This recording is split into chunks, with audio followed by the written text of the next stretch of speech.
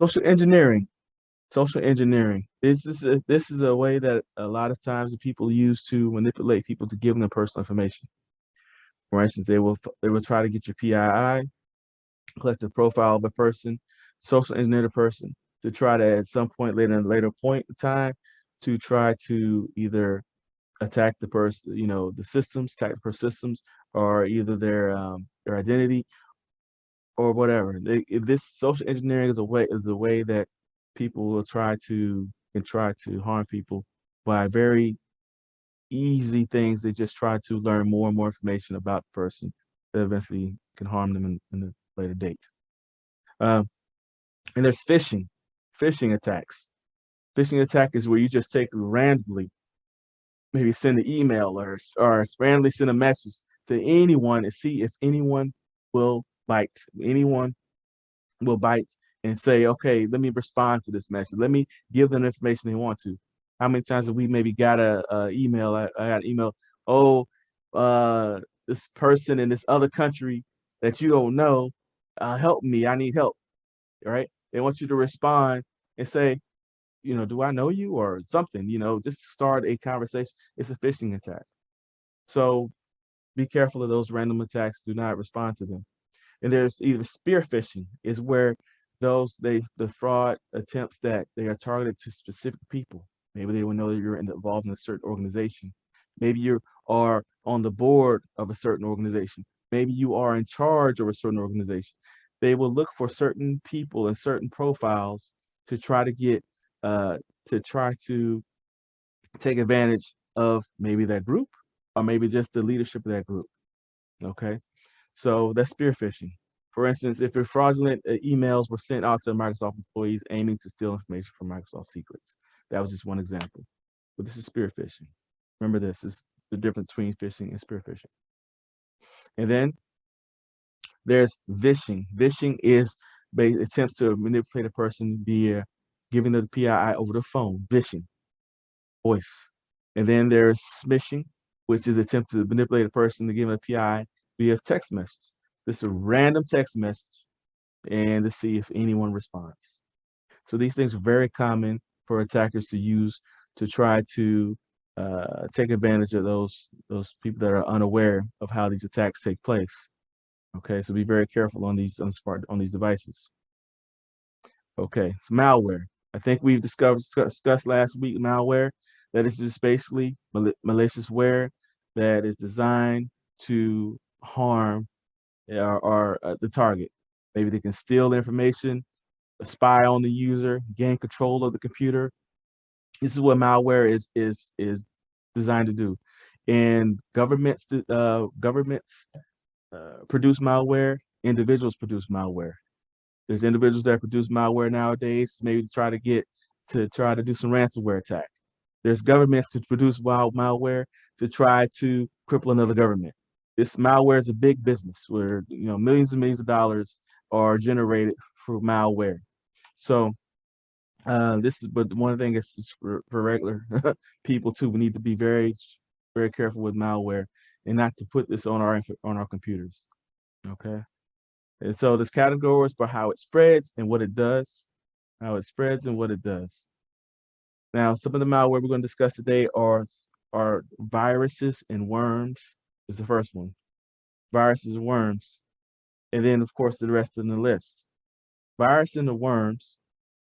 One of the things I want you guys to know about that is the difference. That a virus, it infects and it spreads by human assistance. We got to think even like how human viruses spread. It goes from one person, it hosts in that host, and it finds another host, and it goes to that person. Same thing with computer viruses. It needs a human assistance. So if it's on your computer, the human would have to execute it, would have to open it, do something with it with the file, and it would move on to another one, the next host. I put on here an example of I love you virus because I remember when I first started in IT, it was in the late 90s, and I love you virus came out, and I remember this when I was in the military at the time, and this virus it shut down the entire network on the base that I was on.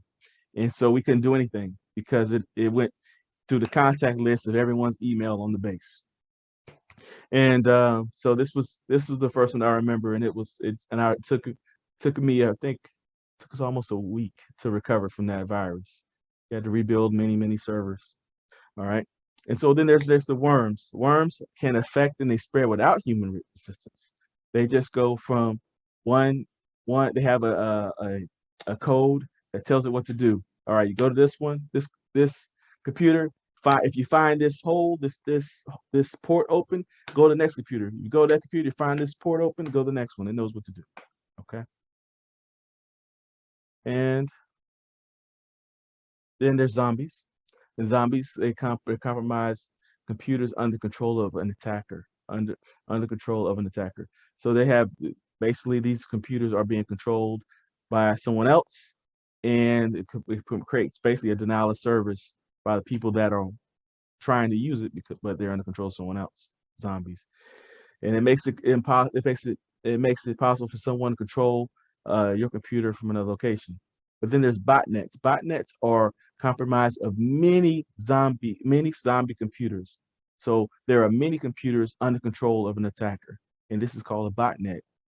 An attacker has a pool of computing power that it uses to launch a huge spam attack and bring down website, and it calls a denial of service. So this is the difference between there's a zombie, which is one computer that is under control, and a botnet are many computers that are under control. And it's using basically the computing power of all of these computers. That is okay. Those are the difference between those. And then there's keyloggers. I think I mentioned keyloggers before because we want to be careful of those, especially when you're in public environments. Keylogger, it tracks and it the keystrokes to obtain the passwords of other information. So I have heard of these keyloggers being on the pads at maybe the gas stations, and they could be installed, to look at, okay, what are you typing on those that public keypad at the gas station. So especially dangerous because they track everything that the user types. But they could be at other locations too. But this was one thing is that it's usually you would find that something like that on a public place that is not secure. So the keylogs will track what the person is typing. And there's backdoors. Backdoors are a lot of software that is in pre-production. With the developers, they put backdoors in the system because when they're in pre-production, they are leaving easy ways for them to code and to get around the system. And a lot of times before it goes at least when before it leaves pre-production and goes in production, they forget to close the back door, and this is door could be open for later on um, someone to find this hole and attack the system. So this is what it is, that there are many backdoors that programs sometimes forget to close, and it opens it up for an attack at a later time. So this is another thing that's very common as well. And lastly, is logic bombs and time bombs. And I want you guys to try to go over this and remember these things, these different types of attacks, because these things will be on the Security Plus exam. This is very common knowledge for you guys to know about all these different types of attacks. The logic and the time bomb just goes off at a certain time or at a certain incident takes place. So I remember, when the year 2000 came, came, there were time bombs that we thought, oh, this system's going to go off, going to stop working at this time. Or there could be maybe a disgruntled employee that might say, you know what, I got fired. I'm going to write a script. At this date, I want all these files to remove. At this date, it could do, or it could be at a certain, maybe even at a certain incident. When this person logs in and does this, these files are removed, or it can just try to mess up the system.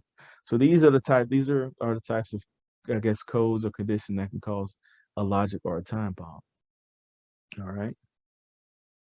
And lastly is the spyware.